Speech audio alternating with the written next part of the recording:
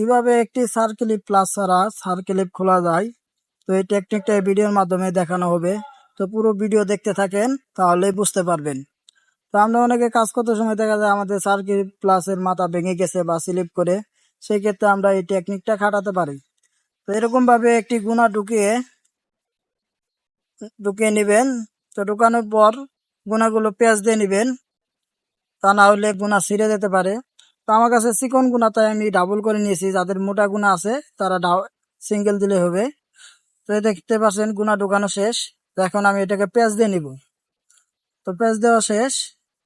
তো এই দুইটা একসাথে আমি পেঁচিয়ে নিব এখন। তো দুটো একসাথে পেঁচিয়ে নিলে একটি চাপ পড়বে। তো বাড়তি গুণাগুলো কেটে নিব, তা না হলে পেঁয়াজ দিতে সমস্যা করে। তো দেখতেই পাচ্ছেন কিভাবে খুলতাছি। তো এরকম ভাবে পেঁয়াজ দিলে মাথাগুলো চেপে যাবে, যার কারণে বের করতে অনেক সহজ হবে।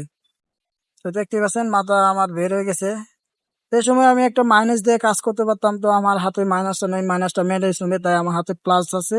তো প্লাস দিয়ে করলাম। সবাই মাইনাস দিয়ে খোলার চেষ্টা করেন, আরো সহজ হবে। তো দেখতে পাচ্ছেন কিভাবে অল্প সহজেই সার্কিটটা বের হয়ে গেল। তো সবাই ভালো থাকবেন, সুস্থ থাকবেন। আল্লাহ হাফেজ।